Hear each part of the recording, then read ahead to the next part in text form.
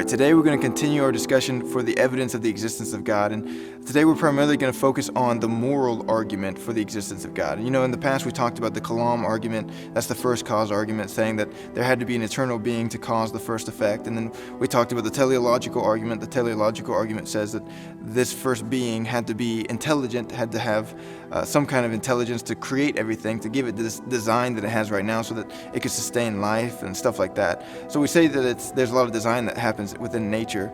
So both of those arguments are very strong arguments. Taken together, they're even stronger. But now we're going to get to the moral argument. The moral argument basically says that if there is such thing as right and wrong, which we believe there is, right? Most of us would say that, yeah, there's such thing as right and wrong.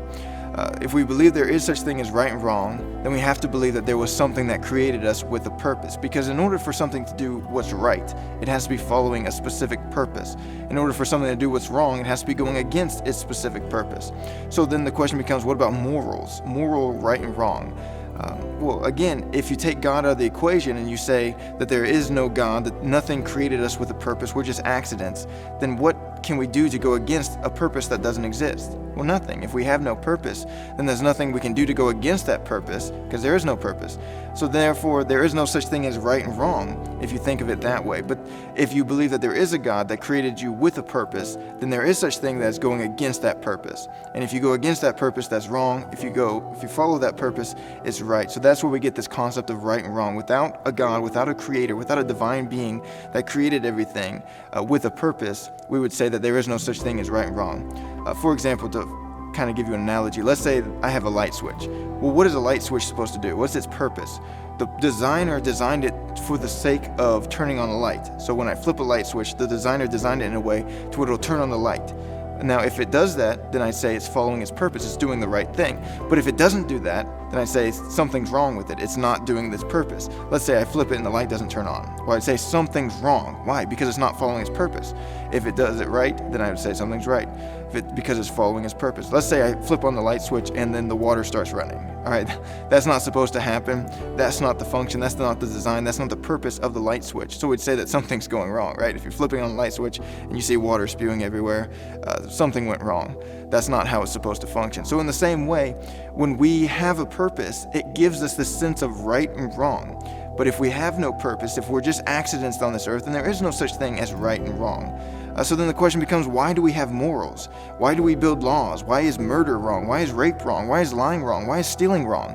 Why did we come up with all these things? Well, people who say that we're just accidents, they'll say, well, yeah, I understand that there is no such thing as moral absolutes without a God.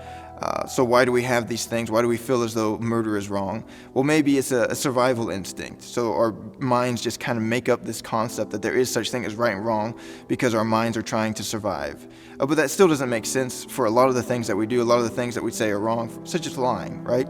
Lying can definitely benefit me, yet in my heart I know that it's wrong. Why? Because it is wrong, not because there's some survival instinct in me saying, if you lie, it's going to be a disadvantage to you. If I lie, there's lots of advantages to lying. But the point is, I look at that, and in my heart, there's something about me, some way I was created that tells me lying is wrong.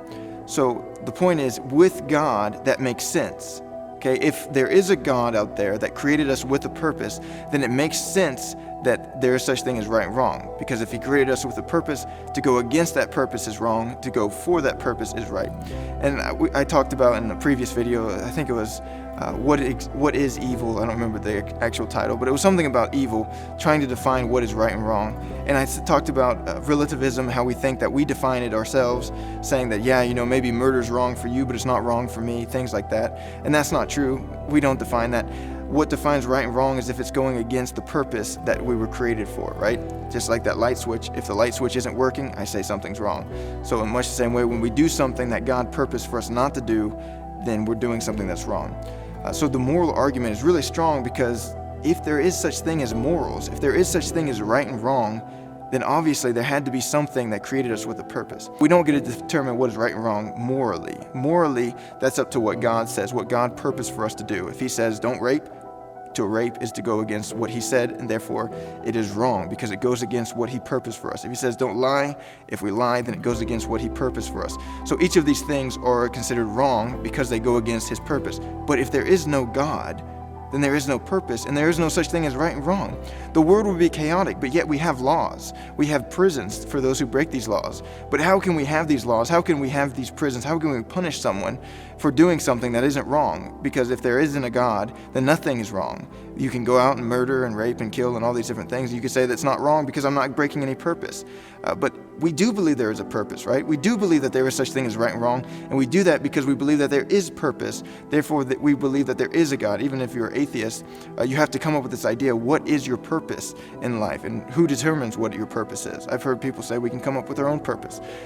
You do you.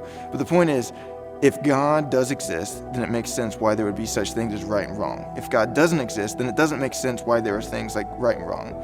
So if you truly believe that there is such things as right and wrong, then you likely believe that there is a God who created you with a purpose. Because in order for something to be wrong, it has to be going against a specific purpose. And that seems to be something that God did. When He created us with a purpose. And if we go against it, it's wrong. So that's the moral argument. It kind of pushes for another strength to the argument for the existence of God, because it says morals exist. Without God, there are no morals. But since morals exist, there must be a God. Things like that. So that's kind of the moral argument.